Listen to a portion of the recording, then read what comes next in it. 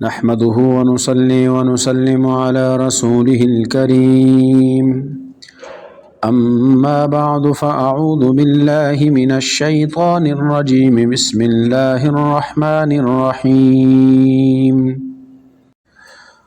والذين كفروا وكذبوا بآياتنا أولئك أصحاب النار هم فيها خالدون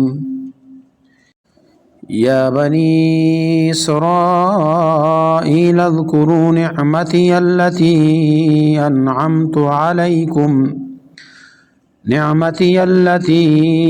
أنعمت عليكم وأوفوا بعهدي أوف بعهدكم وإياي فارهبون صدق الله مولانا العظيم والذین کفروا اور جن لوگوں نے کفر کیا وکذبوا اور جھٹلایا بآیاتنا ہماری آیتوں کو اولئک یہی لوگ اصحاب النار دوزخ والے ہیں ہم فیہا خالدون اور وہ اس میں ہمیشہ رہیں گے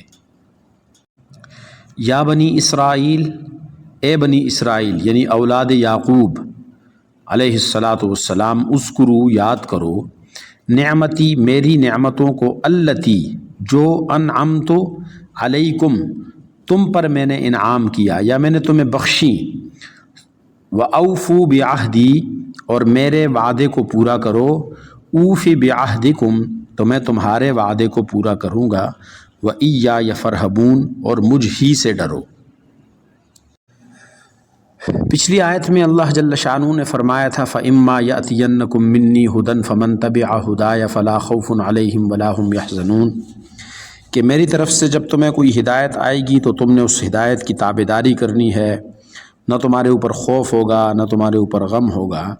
تو یہاں پہ اللہ رب العزت نے فرمایا وَالَّذِينَ كَفَرُوا وَكَذَّبُوا بِآيَاتِنَا، ہدایت کے لیے جو آیتیں میں بھیجوں گا، جو نشانیاں بھیجوں گا، وہ نشانیاں نبی انبیاء کی شکل میں ہوں گی یا رسولوں کی شکل میں ہوں گی یا آسمانی کتابوں کی شکل میں ہوں گی۔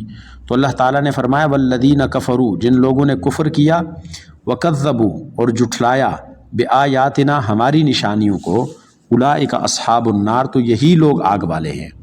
تو چونکہ اللہ تعالیٰ نے ان کو جہنمی قرار دیا تو اس لیے فرمایا ہم فیہا خالدون وہ اس میں ہمیشہ رہیں گے۔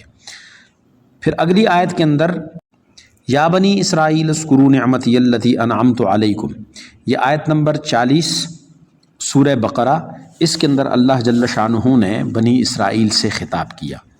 بنی اسرائیل نام ہے حضرت یعقوب علیہ السلام کا اور بنی اولاد کو کہتے ہیں، تو بنی اسرائیل اے اولاد یعقوب، جہاں پر بھی بنی اسرائیل کا لفظ آئے تو یہاں پہ حضرت یعقوب علیہ السلام کی اولاد مراد ہے۔ تو اللہ رب العزت نے ان سے یہ کہا کہ یا بنی اسرائیل اے بنی اسرائیل اذکروا نعمتی میری نعمتوں کو یاد کرو۔ اب اللہ رب العزت کی وہ کون سی نعمت ہیں جس کی یاد دہانی کا انہیں بتایا گیا؟ تو اللہ رب العزت نے ان کو جو نعمتیں بتائیں اس میں اللہ تعالیٰ نے یہ بتایا، جو اللہ تعالیٰ نے بنی اسرائیل کو موسیٰ علیہ السلام کے ذریعے سے فرعون سے نجات دلائی، میدان تی کے اندر انشاءاللہ اس کا تذکرہ آگے ساتھ ساتھ آتا جائے گا۔ تو میدان تی کے اندر جو اللہ تعالیٰ نے ان کے اوپر ابر چھائے رکھا، بادل چھائے رکھے، اور پھر ان کو من و سلوہ دیا، اور پھر پتھر سے 12 چشمے جاری ہوئے، اور بہت زیادہ نعمتیں جو بنی اسرائیل کو اللہ تعالیٰ نے دی ہیں، ان ساری انعامات کا تذکرہ ہے کہ یا بنی اسرائیل اے بنی اسرائیل۔ یہ خطاب ہے ان بنی اسرائیل کے لیے جو حضور اکرم صلی اللہ علیہ وآلہ وسلم کے زمانے میں موجود تھے۔ اصل وجہ یہ تھی کہ نبی علیہ السلام کے زمانے میں جو بنی اسرائیل موجود تھے تو لوگوں کی نظریں ان پہ تھی کہ یہ لوگ نبی علیہ السلام پہ ایمان لاتے ہیں یا نہیں۔ کیوں؟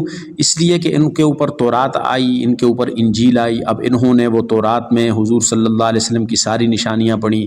حضرت عیسیٰ یعنی حضرت یعقوب علیہ السلام سے لے کے حضرت عیسیٰ علیہ السلام تک یہ تقریباً 4000 نبی آ چکے تھے۔ اور تمام عرب کی نظریں انہی پر تھی کہ یہ حضرت محمد صلی اللہ علیہ وسلم کی تصدیق کرتے ہیں یا نہیں۔